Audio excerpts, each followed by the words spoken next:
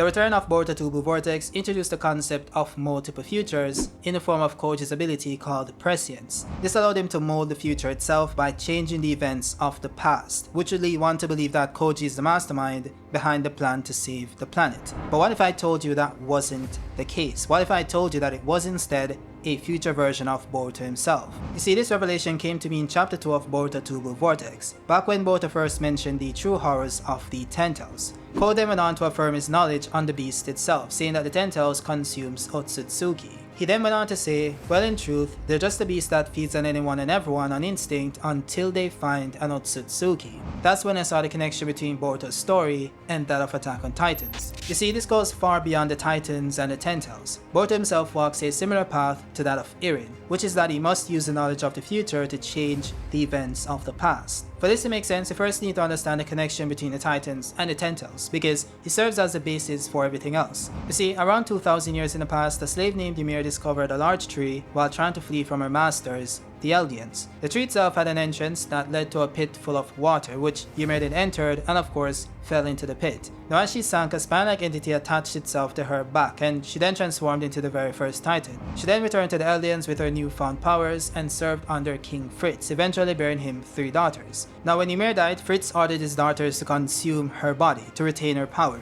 an action that split Ymir's power among her daughters. Eventually they went on to split into 9 separate Titans, which Eldia used to conquer its enemies and establish the Eldian Empire. Now among the 9 Titans was the Founding Titan, which had the power to turn Ymir's blood descendants into pure Titans. After undergoing this transformation, they pretty much become mindless entities whose sole purpose was to seek out and devour humans. Though what's interesting about this is that the goal of the pure Titans wasn't really to consume humans, but instead to locate Titan Shifters. You see, Titan Shifters are pretty much descendants of Ymir that had the ability to transform into one of the 9 main Titans. So the pure Titans pretty much devour any human in sight in hopes that one of them turn out to be a Titan Shifter. This is very important because that's also the motivation of the Ten Tails in the Naruto universe. As stated by Ko, the Ten Tails is a beast that feeds on anyone and everyone on instinct until they find an Otsutsuki. Once this happens, the Ten Tails evolves into a divine tree, similar to how the pure Titans gain the power of the Titan Shifter and also the ability to maintain a human form. This also remains true for the Kagurams as well. They pretty much devour any human in sight, similar to the Ten Tails, in hopes of finding an Otsutsuki, but they also selectively evolve into Shinjus depending on what type of human they devour, or so it seems. Now this also extends into the Otsutsukis and the power of omnipotence as well. As I mentioned before, Ymir gained the power of the Titans after bonding with an unknown parasite after falling into a pit. Ada gained the power of omnipotence after bonding with the cells of Shibai Otsutsuki, beings also referred to as parasites. Ymir used that power to control or command her bloodline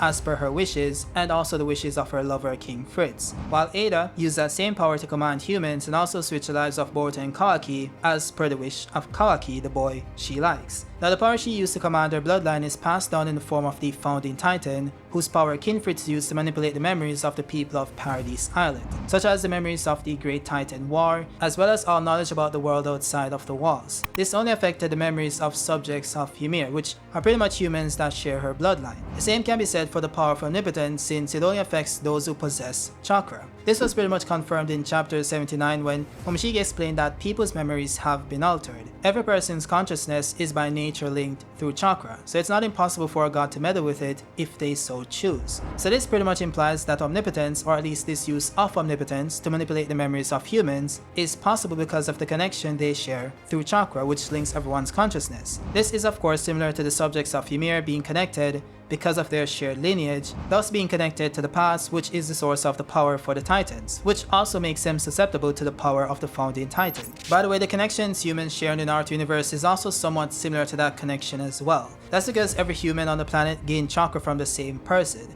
that person being Kaguya. This stems from the fact that aside from the genetic bloodlines created by the sons of Kaguya, everyone who has the ability to use chakra received that power from Hagoromo, the son of Kaguya. So everyone that has the ability to use chakra also has a piece of Kaguya within them, similar to Ymir and their subjects. Now Momoshiki for some reason also questioned Boruto about whether he has ever contemplated how many times an Otsutsuki who became a god may have manipulated humankind's memories at some point in the past. And at the time this happened in the manga, it just didn't make sense. Why would a past version of Boruto contemplate something he didn't know was possible until 2 seconds ago? Why did Momoshiki ask him this question? Well, to be honest, it's pretty clear that this was done to pique the interest of the readers themselves by hinting at the possibility that this might have happened in the past, which of course mirrors what happened in Attack on Titan, when King Fritz used the power of the Founding Titan to manipulate the memories of the people within Paradise Island. So you can see the clear similarities between the Paths, Chakra, the Titans, the Otsutsukis, the Ten Tails, Ada, Ymir, and everything else. Everything is just connected in some way.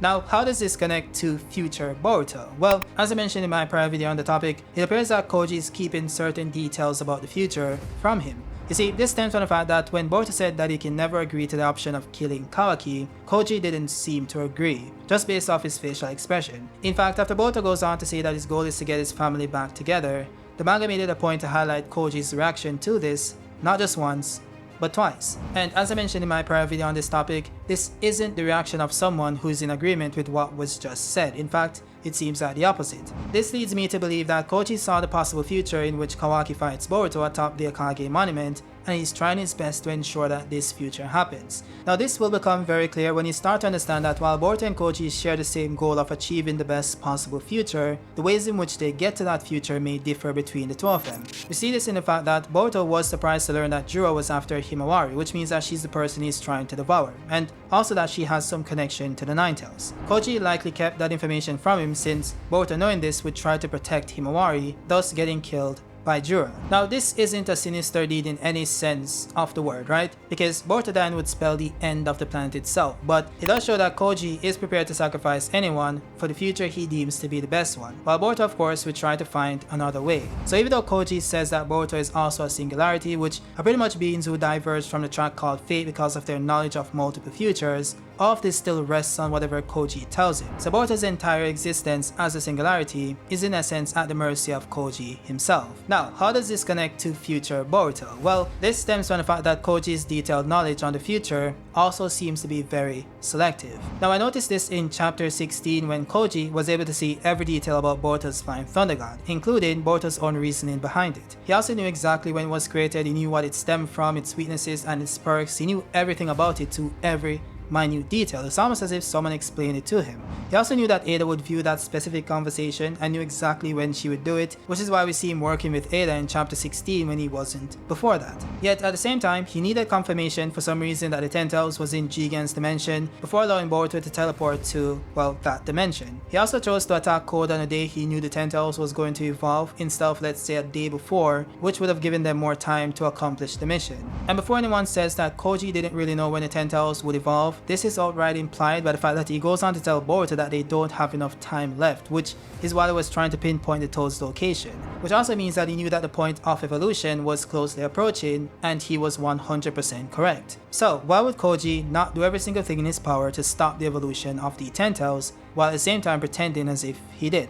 Well, that's because he wanted this to happen, but current Boruto isn't supposed to know that. You see, this takes us back to the story of Attack on Titan, where the main character known as Eren has the power of the Attack Titan, which is one of the 9 Titans that stemmed from Ymir's power. Now, the 9 Titans could receive memories of past inheritors, but the Attack Titan could also receive memories of inheritors yet to come. Zeke described it as the power to transcend time, which means that he pretty much has the ability to see the future, in some sense. Now, I say some sense because he doesn't have the ability to view the future in its entirety. Instead, he's only able to receive memories of future inheritor of the Attack Titan, decides to share with him. So future Eren pretty much uses power to manipulate the past by sharing bits and pieces of the future to a past user known as Eren Kruger. That's how Kruger received the memories of Grisha, telling a younger Eren to protect Mikasa and Armin, characters that weren't even born yet. By the way, Grisha is the father of Eren, who later received the Attack Titan from Eren Kruger, the past user I mentioned earlier. That is how Eren was able to send memories of the future to his own father, at least the bits and pieces convenient to him, such as the rumbling, Zeke's plan, and even how he's able to use the power of the Founding Titan, which is referring to the panel where future Eren persuades his father to kill the royal family and steal the power of the Founding Titan.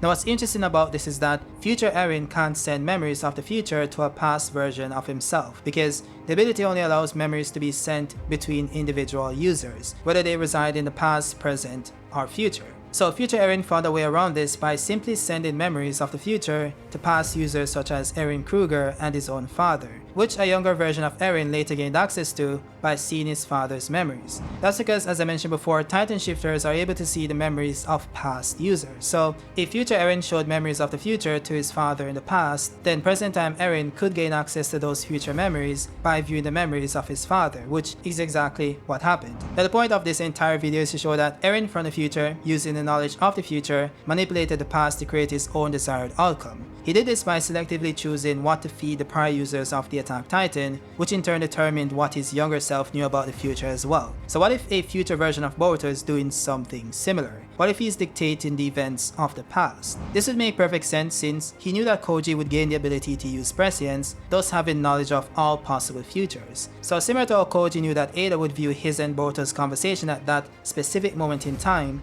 future Boruto also knew that Koji would end up viewing his timeline from the past as well. So he provided instructions on how to adjust the timeline towards a better future, and part of that is keeping certain information from a younger version of himself that's way more naive. So maybe the future in which Boruto fights Kawaki atop the Akage monument is the best possible future. Maybe Boruto needs to kill Kawaki, Himori needed to fight Jura, the Ten Tails needed to evolve into the Shinju. It is possible that everything that happened over the course of Two Blue Vortex is all a part of Boruto's plan to create the best possible future because he has already experienced the worst one. Now, I could be wrong, but we'll see. By the way, there's also some similarity in the fact that some individuals were immune to the Founding Titan's ability to manipulate memories, but that was more so due to some genetic factors. So don't see how that gives us any hints towards why Sarada is not affected by omnipotence, since both of her parents were. Then you also have the fact that the manga ended with Eren removing the power of the Titan from the world itself, which is somewhat similar to Kawaki saying that the age of Shinobi is over, though keep in mind that AOT ended in 2021, referring to the manga here, while that Boruto scene came out in 2016. So if anything,